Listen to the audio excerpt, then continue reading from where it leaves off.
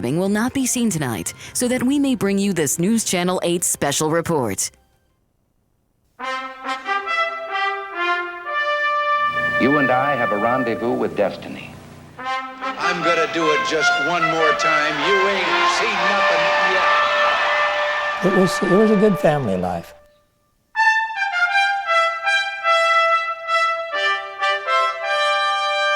I think he was a man of destiny. Let us begin an era of national renewal. He became a man of the world, but he never forgot his roots. And those who share his heritage will never forget the man from Tampico. Tonight, we remember Ronald Wilson Reagan, America's 40th president, the man known as Dutch. With this News Channel 8 special, here's Jim Mertens. Good evening, and thank you for joining us. Tonight, the world is looking back at a man who dominated a political party, a world stage, and much of a decade. In fact, the impact of Ronald Reagan is still very much felt today. Tonight, we'll look at the life of the Ronald Reagan you may not have known, the man who grew up in Western Illinois, found his voice in Davenport, and moved on to the Klieg lights of Hollywood, only later to walk with kings and legends while in Washington. Such a gregarious fixture in world politics who, in the end, was secluded with his family as he succumbed to the effects of Alzheimer's disease. It was a very long goodbye. He's a dear, sweet, wonderful man. A man who lived in the glare of the public spotlight died in the privacy of his California home, surrounded by family. It's now his memory and legacy that will be very much alive. He was for the average person. That's kind of important, wasn't it? Yes. We were looked upon as very important. It is a Western Illinois connection. Ronald Reagan was born and grew to be a man here. And those from Tampico and beyond remember the hometown movie star who would become a governor, a president, an icon, but remain a common man. He understood the living conditions of the average person. On a D-Day weekend at a Moline Park, Kenyon Helm fully agrees. It was a big impact because he was probably one of the better presidents that, ruled the United States. But he did do a lot of Kenyon good. just moved to the Quad Cities from California, where Ronald Reagan's political career began. He says the Reagan Revolution still has an impact for his children, who are age 8, 5, and 4. You think that he's made the world better for your kids? I think so. We're sitting here and we're safe. Yeah, I think he did. America's most powerful people wanted to honor those accomplishments by giving Ronald Reagan the Congressional Gold Medal. House Speaker Dennis Hastert represents Reagan's hometown district. Ronald Reagan is a hero of mine. His life represents the best of the heartland of Illinois. Even adversaries see some of those qualities. Iowa Democratic Senator Tom Harkin ran for president in 1984 to unseat Reagan. The senator says the great communicator could never forget his Midwestern roots. Every time I would meet Ronald Reagan, he would sort of vaguely remember who I was. And you could see the light click. He would see me, and then all of a sudden, you could see his eyes brighten, and he'd start to talk about WHO radio and how he used to broadcast the games. And he just always, that was his deal. Today, Americans of all walks of life are remembering the 40th president in their own way. His charisma and charm. His economic policies, some say, were cruel. His defense policies, some say, that crushed communism. His forthright honesty that, some say, made Alzheimer's disease no longer a family shame. Ronald Reagan is many things to many people, but he'll always be the boy from Tampico and Dixon. I love and remember Dixon, and yes, Dixon is the place that I always know I can come home to. It seems odd that in the land of Lincoln, only one former president can say he was both born and raised in Illinois. It's not Abraham Lincoln. He was born in Kentucky before moving to Illinois when he was 21. Not Ulysses S. Grant. He lived in Galena just as the Civil War was breaking out, but he was born in Point Pleasant, Ohio. No, only Ronald Wilson Reagan, born above a Tampico bank in 1911, can truly call Illinois his one true home.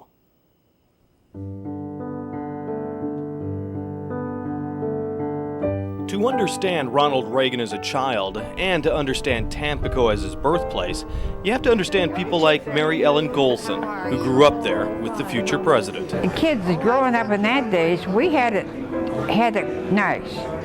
Everybody was friendly. Everybody had the same kind of shoes and clothes. There was no envious among children. This was Ronald Reagan's America, and it started on the second floor of a two-story brick building in the heart of Little Tampico, Illinois. On February 6, 1911, Ronald was born here. His father, Jack, as a matter of fact, heard his young son crying, came running up these stairs and said, "You know, for a fat little Dutchman, he sure makes a lot of noise." And that's where the legend and the story of Dutch Reagan begins. Ronald Reagan was born in this bedroom, a difficult delivery, he was later told, and his mother would never have another child. It was just the four of them: older brother Neil, Nell, their mother, and Jack Reagan, their dad. The family would live in this area, the kitchen, the dining room, and this bedroom, and they probably call that front room parlor. In this apartment up here, when he was just a little tad, he and a friend were upstairs on a Saturday night supposedly studying their Sunday school book. In the year 2000, daughter Maureen visited the Tampico home and told this vivid recollection from her father, who was a boy at the time. And then they pulled the triggers again and shot a hole in the ceiling. And by the time my grandfather had made it up the stairs, they were both sitting on the bed with their Sunday school books amid falling plaster. What did we do? Ronald Reagan, as a child, was not a saint. It was a good family life. Boys were brought up respecting authority and valuing Midwest morals, you know. A lot of fun, but jovial, but kind and good-hearted. Mary Ellen Golson was a month older than Ronald Reagan. She spent much of her life in Tampico, attended his 90th birthday party in 2001 at the Community Museum, and looked back at a childhood with Dutch. Her name is just below Reagan's in this teacher's grade book. Look at that. A, B, B, A, B, B, B. Yeah, he was a little bird brain. Mary Ellen right underneath that. C+. I wasn't a good reader. At the Reagan Museum, in perfect penmanship, are the elementary grades earned by Reagan and Golson. They're on display for everyone to see. I mean, you have to follow this excellent thing. Yeah. That's not fair. No, that's not fair. Not fair a bit. How do you like the fact that this is fourth grade and your grades are shown to the public? I mean, my fourth grade grades are hidden. Well, mine should be too. The Reagan family was not rich by any means. Reagan says his father was destined to be a salesman, but he was also a heavy drinker and, Reagan would recall, a cynic. His mother, quite the opposite. Both were outgoing, starred in community plays, and his father was remembered as the consummate storyteller. But it's Ronald Reagan's brother Neil who captured so much of the attention. And we were dumbfounded because his brother Neil was a handsome. Oh, we girls all fell for Neil. Reagan would later say he was a bit of an introvert as a child, and would say Neil had the real talent. Some even thought it was the singing and dancing older brother who would go into show business. And I said to Neil, can you imagine a pug-nosed, freckle-faced boy with bib overalls and the shirt tail hanging out becoming president of the United States? And he got to laughing, and he said, you know, I've thought about that too. But Tampico was just a beginning. The Reagans would move, and move often. Reagan wrote in his autobiography that he attended 4 different schools in 4 years. In fact, from Tampico, the family moved to Chicago, then to this Galesburg home when World War I started. It was on this house on North Kellogg where he was to become a naturalist after discovering a forgotten collection of butterflies and bird eggs. The family then moved to a house on 7th Street in Monmouth. For about a year, he and Neil attended Monmouth's Central Elementary School, where the school has a plaque in its Hall of Achievement. After that, a new job for Jack meant the family would return to Tampico. But Tampico wouldn't be the last stop. There'd be one more for the entire Reagan family. When Dutch was 9 years old, he moved to a city on the Rock River, where he says he simply found himself. In his autobiography, he says, "To me, it was heaven." Parts of the Dixon of 1920 that Reagan loved are still here. The Crescent Arch entrance to the city, Lowell Park on the Rock River, and his home on South Hennepin Street. This is where the Reagans moved just 2.5 weeks before Christmas 1920. And he had, a good life here. It's a middle-class home by Dixon standards, complete with a place where young Ronald raised rabbits. Inside, in the room he shared with his older brother Neil, are the remnants of a young boy's life. Sports pennants and team pictures, books as well as cameras. Dutch Reagan was an active boy, but the best-known stories of Reagan stem from the Rock River that dissects Dixon. At Lowell Park, families still gather, much like they did some 80 years ago, when lifeguards like Ronald Reagan were on duty to protect people from the fast-moving current. We girls were kind of shy, because there he was with a swimming suit on, the big man lifeguard. But he'd always wave to us and speak, and he was friendly, but he was all business. And Ronald Reagan had to be. This is where people from all around came to spend summer afternoons. This was the place to go. Bob Welty was only about 5 years old when he first met Ronald Reagan. We knew who he was, in later years. But when I was 5 years old, I really didn't, or 6, whatever it was, I really didn't know who the guy was, And I really didn't care because I was just playing out here with the kids, see? But on one afternoon at Lowell Park, young Bob got into trouble in the tricky Rock River current. Because a bunch of us kids were out there, and I got in that current, I guess, and it took me down, and he jumped in somewhere and pulled me out by my hair, my mother said, so. It's said that Reagan rescued 77 people while guarding lives at Lowell Park, and he put a notch in a stick for every one of them, making Bob another notch in Reagan's reputation. I guess it was. I guess it was. Reagan said in his autobiography that his life in Dixon was as sweet and idyllic as it could be. It also helped him set the road for his future. In a way, Reaganomics started here in Dixon. Here at his boyhood home, little Ronald Reagan found this loose tile in front of the fireplace. This is actually where he hid pennies so that his brother Neil couldn't find them. It seems that even as a child, Ronald Reagan had a way with the economy. When President Reagan returned to Dixon in 1984, he found the old tile and put 4 pennies back into the secret hiding place. So this time he got the pennies from Neil to put under there because I guess presidents don't carry money. No, I guess not. No. Ronald Reagan will forever keep watch over his Dixon home. This statue presides in a small park on the homestead. It's flanked by the flags of the country he loved and the state that proudly calls him its own. The first and only president born and raised in Illinois. It's really an honor for Dixon. Dixon certainly helped send Ronald Reagan on the road to his future. This is the senior year picture in Ronald Reagan's yearbook. It's the caption under the picture remains a forecast of things to come. Dutch Reagan wrote, "Life is just one grand, sweet song, so start the music." The sound of that music means that at the end of the Roaring '20s, Reagan would leave Dixon for a small college near Peoria called Eureka. He arrived at Eureka College in 1928 with everything he owned, a steamer trunk full of possessions and $400. Reagan fell in love with this liberal arts college, where he said that everything good that has happened to me, everything, started here on this campus. There is now a peace garden at Eureka, marking his 1982 speech at the college, calling for worldwide arms reduction. 1932, the depth of the Depression. That's when Ronald Reagan was graduated from college and had to go out on his own. In 1932, 1 of every 4 people in Iowa had no job. Ronald Reagan knew those realities when he came knocking on the doors, looking for work in the Tri-Cities, Rock Island, Moline, and Davenport. This is where there were radio stations, and this is where Dutch's Eureka College acting skills were going to be put to good use. In the Depression years, it was radio that brought the nation together. Will Ma learn the truth about the cousins at last? And towering over Davenport's Brady Street Hill, the WOC Radio Tower. WOC, where the West begins in the state where the tall corn grows. Dutch Reagan got nowhere when he tried to get a job in the Illinois Tri-Cities, and things seemed no different when he crossed the river and applied to program director Pete MacArthur at WOC. They had just hired an announcer. the day before I got there. Where was I? Why didn't I know about this? I didn't tell him. I didn't listen to his station. But on the way out, he said, you start broadcasting an imaginary football game. Well,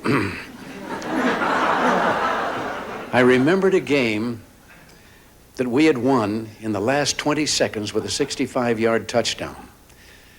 In the game, I missed my block, but our man made the touchdown. I replayed that fourth quarter for him, and in the replay, I nailed that fellow with a block he couldn't make. Dutch Reagan was now in the world of entertainment, but he needed a place to live. For most of the 3 months he worked in Davenport, he lived in the old Vale House apartments. It was a block from a busy 1930s Davenport downtown, the Orpheum Theater on the left. It's now the Adler. We don't know if he went to many movies, but we do know he did dream that he'd someday be in them. We also do know he was careful with his money. Even so, in the depths of the Depression, he'd give 10 cents each day to the first hobo he'd see on his walk up the hill to WOC. Reagan became an unforgettable character to co-workers like Lucille Morget, who was in charge of payroll back then, and remembered Dutch when we interviewed her in 1992. Everybody liked to be with him because he was happy and jolly, joked, and he was mischievous, and he was just a real nice fellow to be with. But when it came to business or his work, he was all business. He was very serious about that.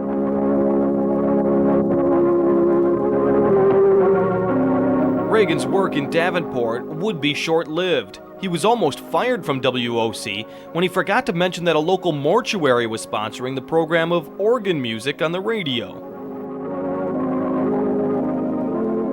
Ronald Reagan was able to keep his job because the replacement he was training decided he didn't want it after all. And radio fortune continued to shine on Ronald Reagan. Instead of losing his job, he actually got bumped up when WOC merged with then sister station WHO in Des Moines. It's where he earned the lofty title of sports director and got the plum assignment of covering the Chicago Cubs, announcing games as a telegraph operator sent him the details on the wire. I'd see him start typing, and I would say, well, Dean's out of the mound, he's got his sign.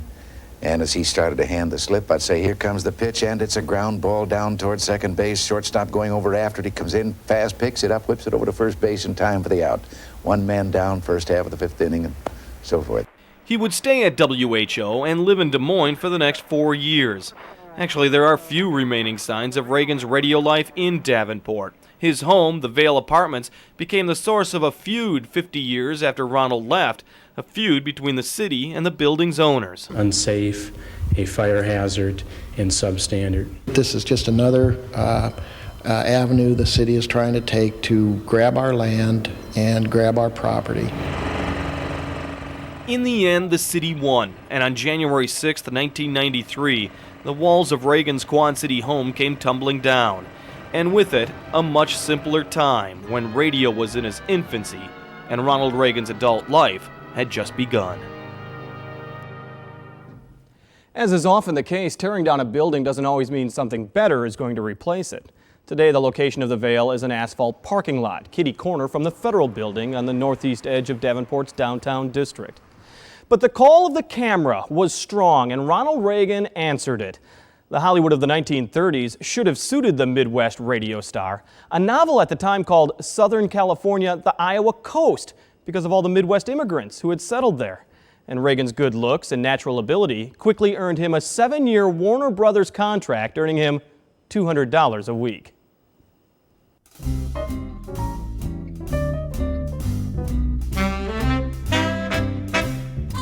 Ronald Reagan arrived in California in style. He bought a 1936 Nash convertible and drove it from Des Moines to Hollywood.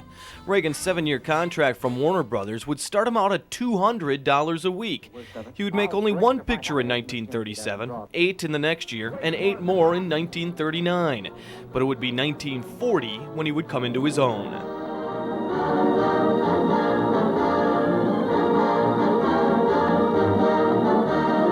It was his favorite role of his lifetime, the confident George Gipp, who helped put Newt Rockne's Notre Dame team on the map. What's your name? Gipp. George Gipp. What's yours? Ronald Reagan melded into the role. It was his 21st movie, but it's the one that has always stuck with him. Someday when the team's up against it, brakes are beating the boys. Ask them to go in there with all they've got. Win just one for the Gipper. Ronald Reagan would continue to make movies, 53 in all. He would later say the studios didn't want his early movies good, they wanted them Thursday.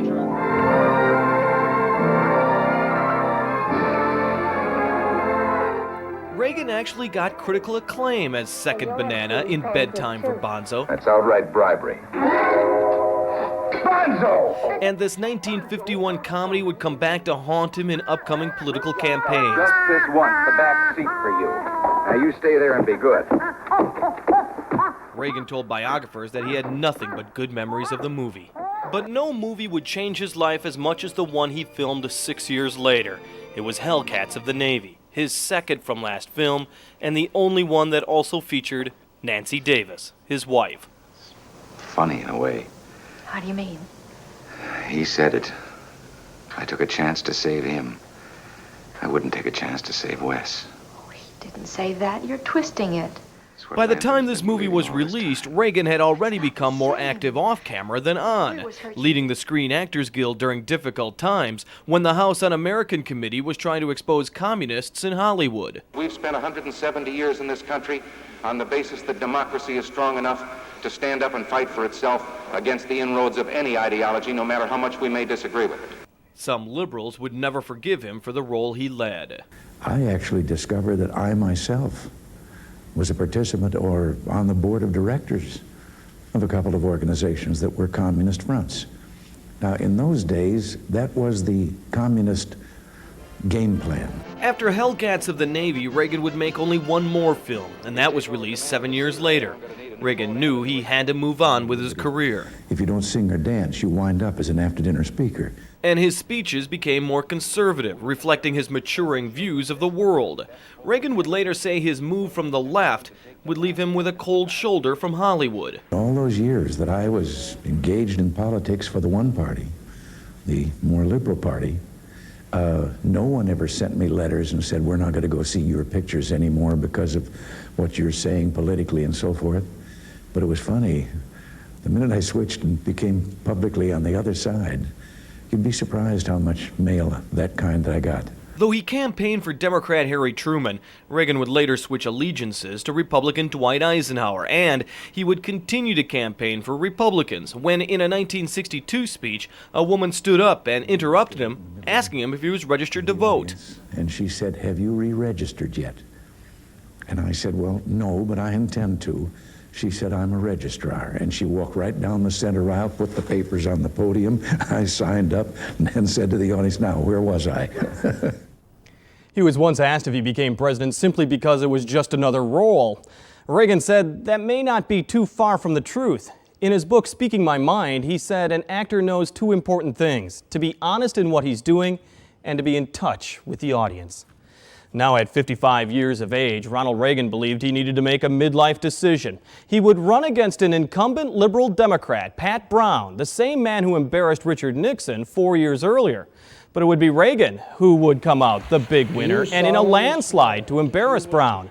Reagan would get California's fiscal house in order, would bring order to turbulent state college campuses, and would surprise even some of his harshest critics by accomplishing exactly what he said he would do. Ronald Reagan was now on the national stage, and by the 1970s, he was becoming a Republican force to be reckoned with. It's a great honor to introduce one of the greatest Americans I have ever known in my life, Governor Reagan. In February of 1979, Ronald Reagan was invited to Davenport by Iowa Congressman Roger Jepsen. Reagan wouldn't answer whether he was in the race for the presidency. We'll make that decision and announce the decision later on. And later on, he did just that, trying to survive a crowded Iowa caucus in his bid to ultimately challenge Jimmy Carter. This is an ABC News special. The 80 vote. the Iowa caucus. Reagan would suffer an upset loss in Iowa to George Bush, but would find his voice 36 days later in the New Hampshire primary. I am paying for this microphone,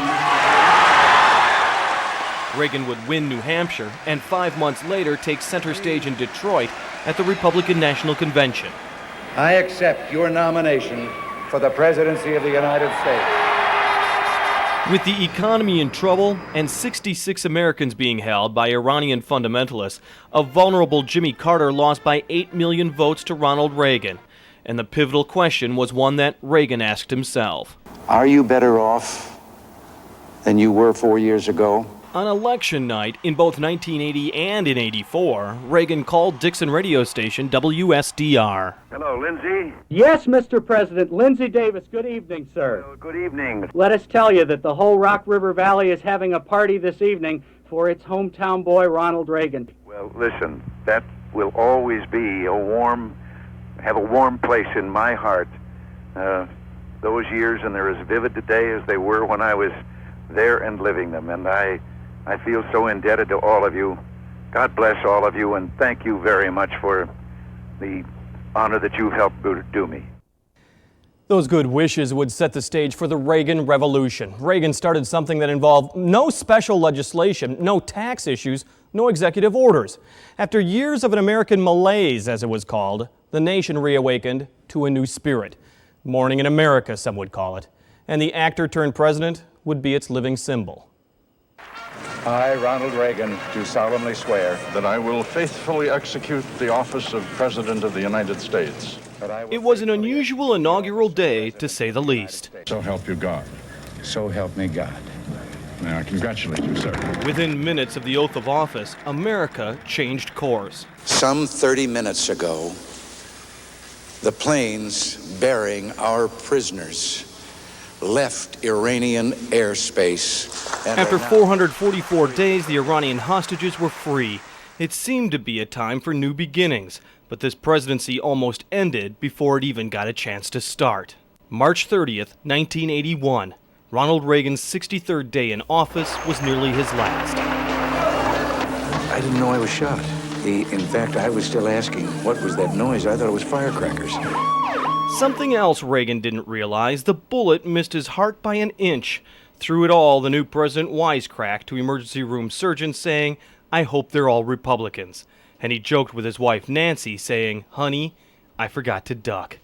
Soon he was recovering and back in office, a position he'd hold for another 8 years, through disasters in space. We will never forget them, nor the last time we saw them, this morning, as they prepared for their journey and waved goodbye and slipped the surly bonds of earth to touch the face of God. To an early 1980s recession. I have only one thing to say to the tax increasers. Go ahead, make my day. To a farm crisis that would bring him back to Iowa. We won't be happy until the American recovery stretches across this country like a blanket, with the Midwest safe and warm inside. He was criticized by Democrats as being out of touch, and they'd whisper that he was just too old. I will not make age an issue of this campaign. I am not going to exploit, for political purposes, my opponent's youth and inexperience. Some on the right would challenge the president as not being conservative enough, but Reagan said he was a pragmatist and added that one of his greatest achievements was reinvigorating conservative thought. And I think that that's happened to the movement also. We recognize that you're never going to be able to come in with a platform of every single thing that you want and get it 100%. There are still other people with other views that have to be convinced. On the world stage, the Reagan administration would be marked by increased defense spending and challenges to his Cold War foes, the evil empire known as the Soviet Union. What I'm describing now is a plan and a hope for the long term. The march of freedom and democracy, which will leave Leninism on the ash heap of history as it has left other tyrannies which stifle the freedom and muzzle the self-expression of the people. He would go toe-to-toe with Soviet President Mikhail Gorbachev, staunchly defend a missile defense program, and work for the downfall of communism in Europe. Mr. Gorbachev, tear down this wall.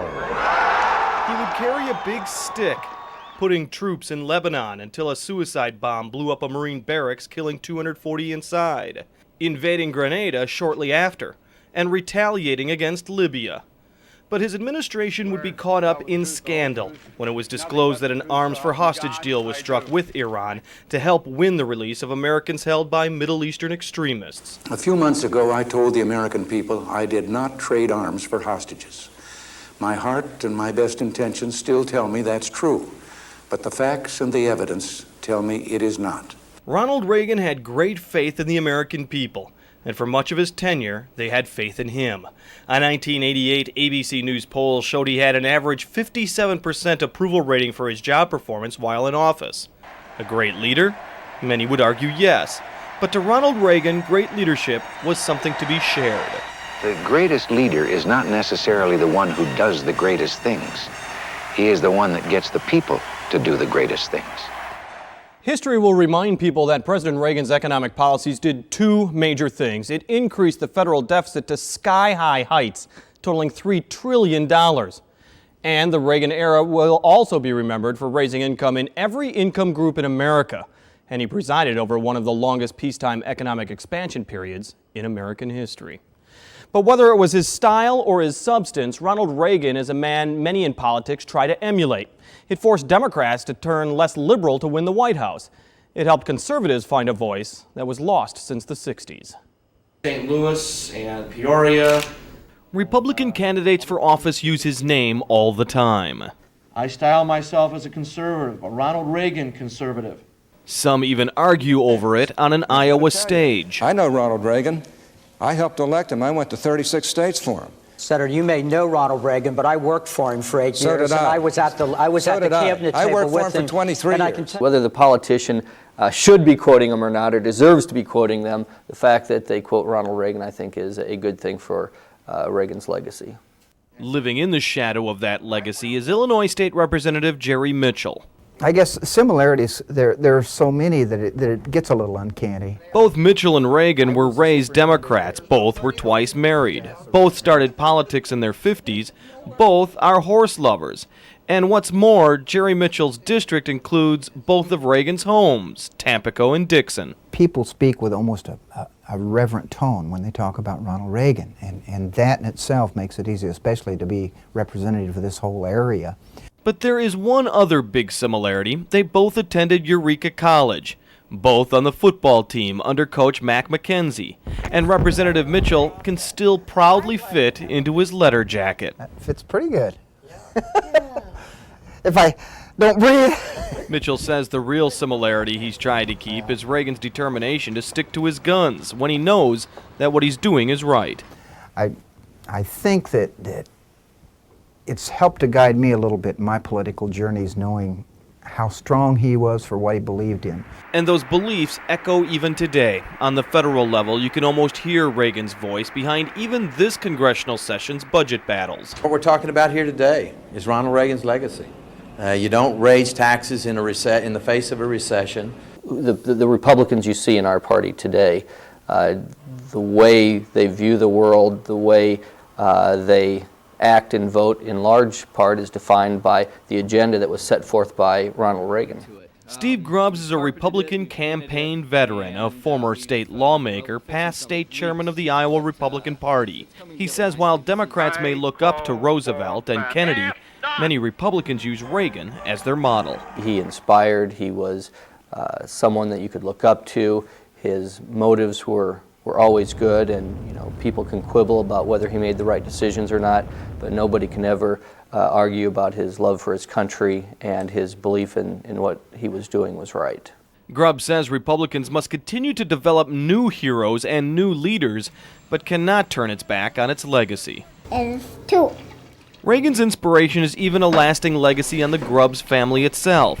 When Steve and his wife Kelly had their fourth child in 1998, they even named him after the Gipper. We didn't really want to name him Ronald, so we chose to name him Jared Reagan Grubbs, and in that way remind our family and others who come in contact with our family that there was this great president who made a difference for a lot of us. Steve says he's not sure if Jared Reagan will go into the movies, work in radio, be a lifeguard, or a politician, but he wouldn't be surprised if he tried. Still ahead, Ronald Reagan's letter that changed the face of Alzheimer's disease, and the Sterling, Illinois minister who may have been the last person in this area to meet with the former president. And I heard the voice, well, okay, just that husky voice, and I was sitting there, oh man, You're watching a News Channel 8 special, Remembering Reagan.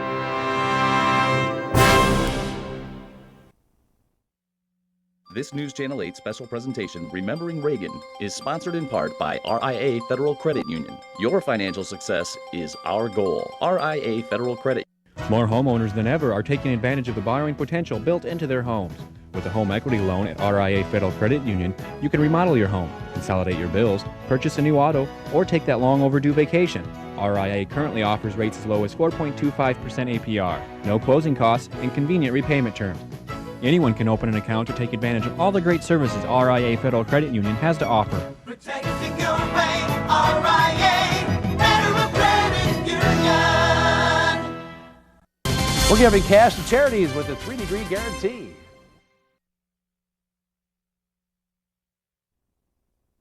His secretary, and Joanna said, well, President Reagan used to be a lifeguard at Lowell Park. And I said, yeah, I know. I said, he saved 77 lives when he was a lifeguard. When I said that, he stuck his chest out and went, yes, I did.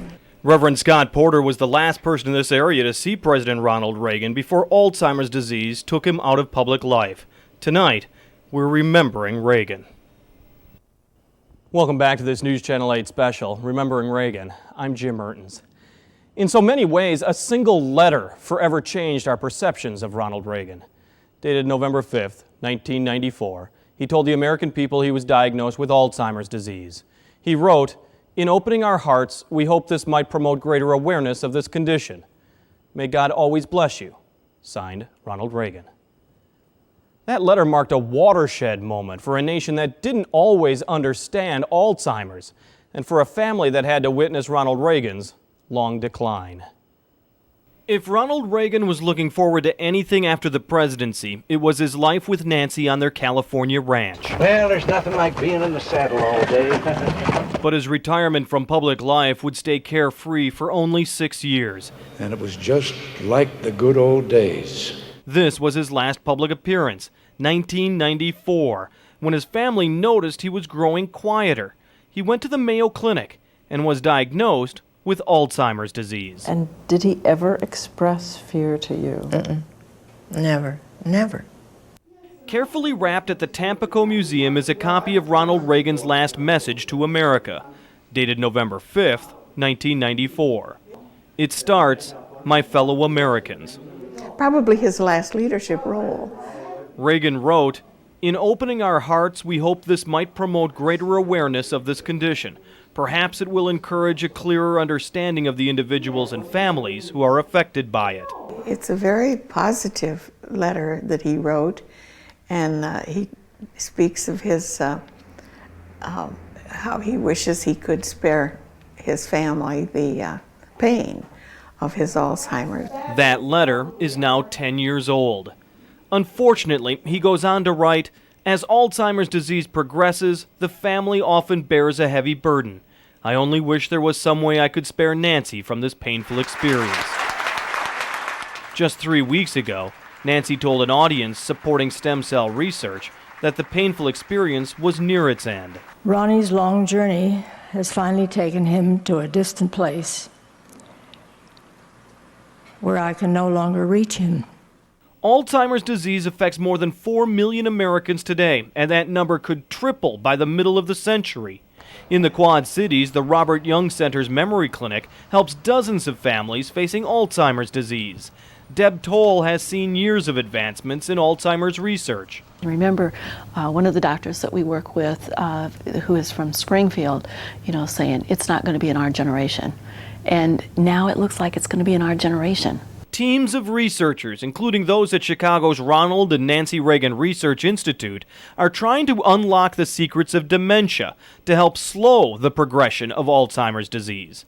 Today, one of the keys is early diagnosis. It's so important to get that thorough evaluation, so you've looked at everything and you've treated everything, and people can get started on, we now have medications that can at least slow that process down. Alzheimer's could take its greatest toll on caregivers who have an increased likelihood of getting ill themselves, becoming depressed, and even suicidal. You can get more information about the Robert Young Center's Memory Clinic. There's the phone number, 797-2031. Or contact the Alzheimer's Association office in Davenport. The number, 324-1022, 324-1022. And we have links to valuable resources at WQAD.com. Go to our webpage and click on the Your Health section for more information. Ronald Reagan tried to make the most of his days out of office. He loved his California ranch where he could reshoe horses, cut some timber, live the outdoor life he loved. He always liked to be tall in the saddle, but Reagan would also keep office hours. You may remember the office tower in that first Bruce Willis movie, Die Hard. In real life, that's where Ronald Reagan kept his offices at the end of his presidency.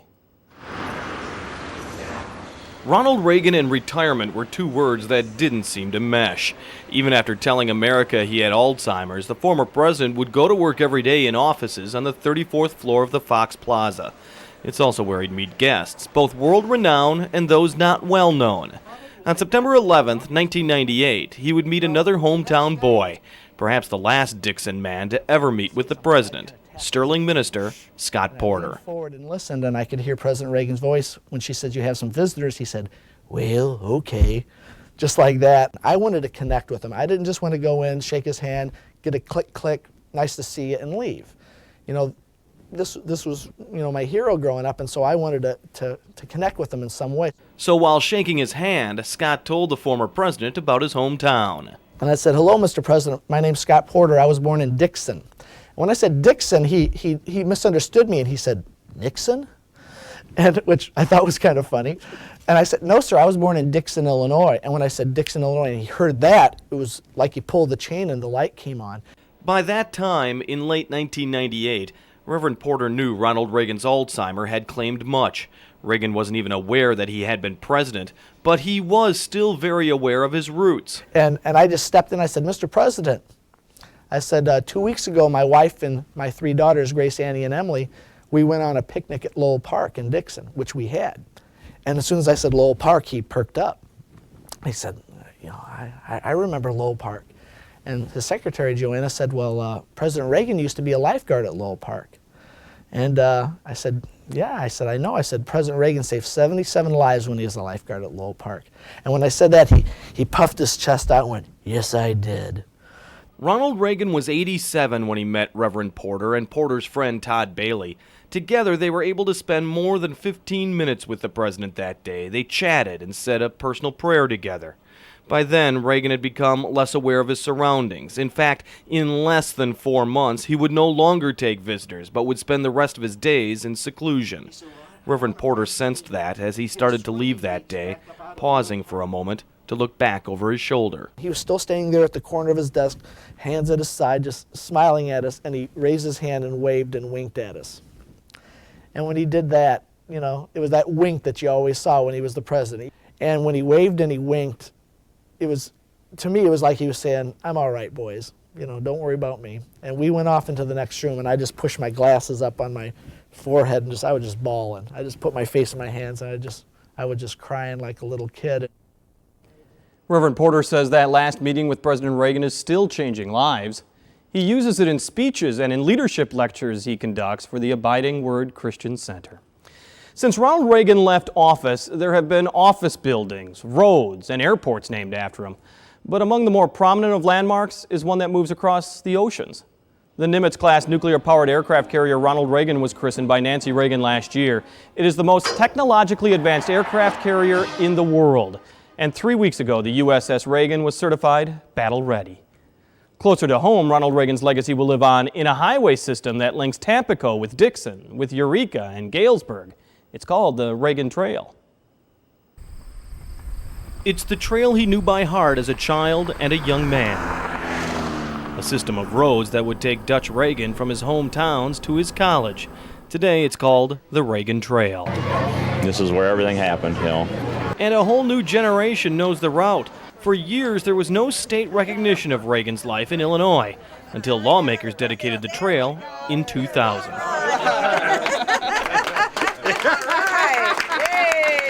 The Reagan Trail runs 90 miles from Dixon's Arch, sidewinds over to Tampico's outdoor mural, heads down highways straddling the Illinois River to Peoria, and turns east to Eureka College.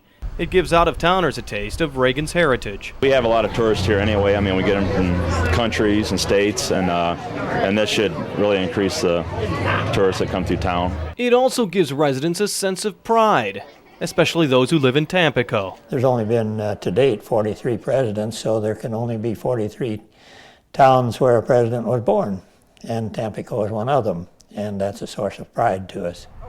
And it's the same story in Dixon, at the pristine boyhood home. That's now a nationally protected treasure that lets visitors continue to see what the early life must have been like for America's 40th president. We do plan to have this home open for years and years, and people from all over the world know Ronald Reagan or know of Ronald Reagan and come here to visit, and I think they will continue to do that for years to come. If you want to follow the Reagan Trail, just hit the road. The Reagan Trail includes Highway 26 from Dixon to Princeton and Highway 29 down to Peoria. You could take US 24 from Peoria to Eureka. And Highways 92 and 172 help connect Tampico to the rest of the trail. Ronald Reagan never got a chance to see his Reagan Trail. His Alzheimer's had progressed too far for him to make an appearance. But the former president did manage trips back home to share memories in Davenport, Tampico, and Dixon. It wasn't his last visit to the area, but it was one of his most memorable. In 1990, the day before Halloween, Ronald Reagan became a kid again in Dixon. Yes, I love and remember Dixon, and yes, Dixon is the place that I always know I can come home to. In his old high school auditorium, flanked by Dixon high school football players, Ronald Reagan came home, and he reflected to an audience of friends that he was one of them. You know, when I ran for president, there was a great to-do about it. What is an actor doing? Going to run for president of the United States. It was almost his testament to the common man who made the trip from modest Midwestern roots to the pinnacle of power. It was a moment to share deep feelings about that power and the toughest decisions he ever had to make. I could tell you very easily about the last one, when you had to face up to sending young Americans into a situation where they could lose their lives. That has to be the most difficult thing that a president can do. The speech in Dixon wasn't the first time he made the journey back home. 6 years earlier, for his 73rd birthday, they also struck up the bands for Reagan, who also took time to tour his boyhood home on Dixon's Hennepin Avenue and sat in the dining room for a down-to-earth lunch. They had to bring a chef from the White House, and he prepared on the old stove in the kitchen a thick beef soup or beef stew, and then he served that and fruit salad and cottage cheese to Ronald, Nancy, and Neil. And his appetite was also taken care of when he made his visit to Tampico in 1992. After seeing the museum and birthplace, he traveled down the block to eat turkey and dressing at the restaurant named after him, the Dutch Diner. He was very pleasant. He said he was glad to be back in Tampico. Nice to see so many people, around. Ronald Reagan and Air Force One also found their way to the Quad Cities. He came to Moline and Davenport in 1988, 54 years after coming here the first time just to find a job. But by now, he was in the last 5 months of the biggest job he'd ever have. So he came back to reminisce at the place where his career began. WOC News time is 3 minutes past 12 o'clock. WOC Radio News Director Mark Minnick got an exclusive that day. He spoke with Ronald Reagan one-on-one in the WOC radio studios. But the conversation lasted after the on-air meeting was over. In fact, when the interview was over, I was trying to keep him on time. He said, "Yeah, I've got another story to tell." And he stopped right there and told me another story, which was really funny. But the Secret Service guy who had been in here was about halfway down the hall and realized that the President of the United States was in a room alone with a bald guy. He was back quick. Later that day, Reagan continued to reminisce, but this time with an invited audience at Palmer Auditorium. He talked of his 1984 visit to Ireland and the woman who fondly remembered American soldiers at Christmas time during World War II. She said, we were alone and the door burst open and in they come. And they had presents for us. And then, now the tears were very evident. She said, big strappin' lads they was, from a place called Iowa. But it's that Dixon trip that brought back home to Ronald Reagan. He was a teenager huddling up with the football team and tossing the ball around with the high school seniors who starred on the 1990 Dixon Dukes team. One gift from that day genuinely moved the president, a jersey, number 80, given to him by his hometown team. May I confess something to you? You've got better equipment than we had. But I have a sneaking suspicion that instead of hanging this in my closet, I might hang this on the wall of that presidential library and museum that's being finished. If you go to Simi Valley, you can see the Reagan Library and Research Center and an entire room dedicated to his life in Tampico and Dixon. You'll also see this amazing sight. It's Air Force One. The presidential airplane President Reagan used during his presidency was purchased and sent to Simi Valley. It'll be restored, placed inside a glass building, and open to the public for tours. Also at the Presidential Library is a treasure trove for historians. The Simi Valley Library and Museum is also a warehouse holding an enormous amount of material that is slowly being released to the public. We have between 45 and 50 million documents here, okay? Approximately 10%, 4.5 or so million have been released. Library staff handle constant Freedom of Information requests from various people, including reporters, historians, and citizens interested in learning more about the nuances of the Reagan presidency. Part of the exhibits at the museum include Ronald Reagan's life with his second wife, Nancy. Good or bad, the public certainly had its perception of the former First Lady. But it wasn't until a few months ago, when letters written by Ronald Reagan were released, that many of us had a sense of the enormous depth to the love between the two. Pre-order. In March of 2002, Nancy Reagan marked her 50th wedding anniversary with a trip to the Reagan Museum in Simi Valley. Oh my. There, the most intimate was now public. Letters from Ronald to his wife.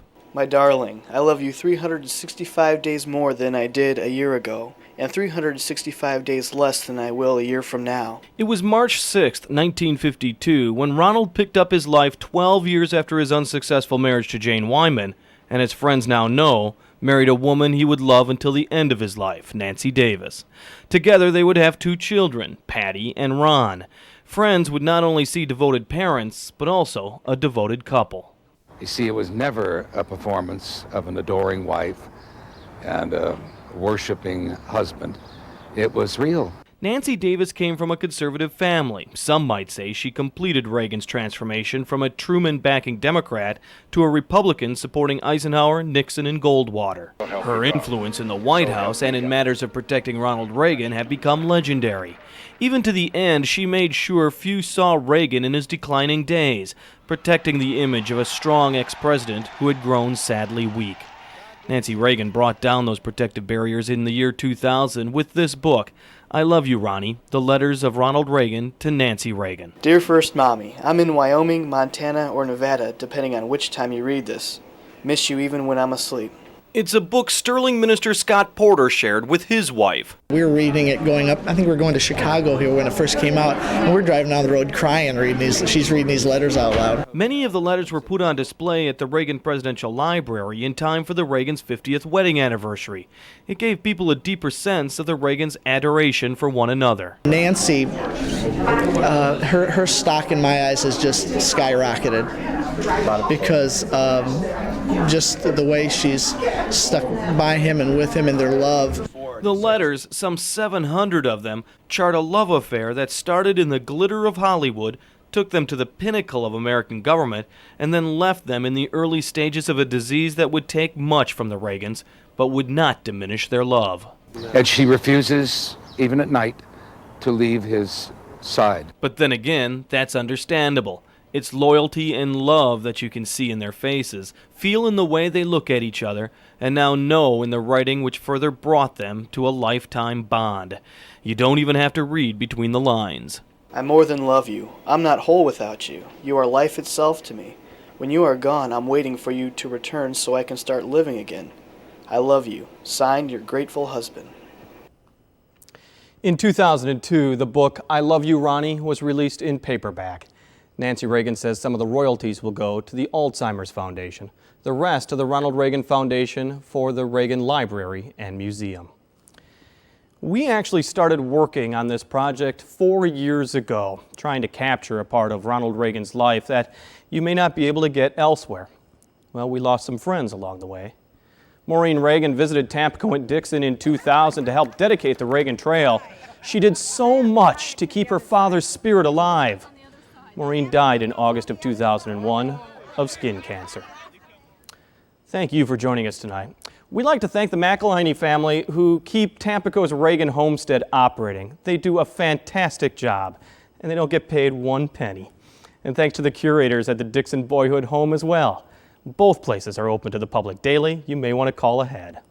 Stay tuned to News Channel 8 and ABC News for complete, continuing coverage.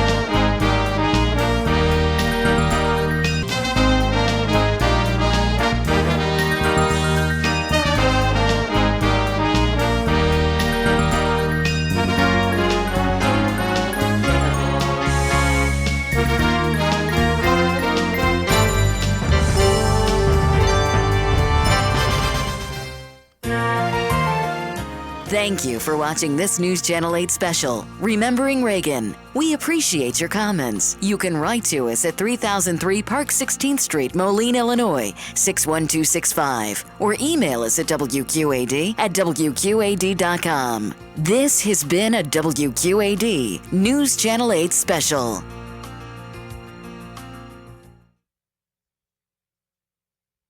Reagan is sponsored in part by RIA Federal Credit Union. Your financial success is our goal. RIA Federal Credit Union.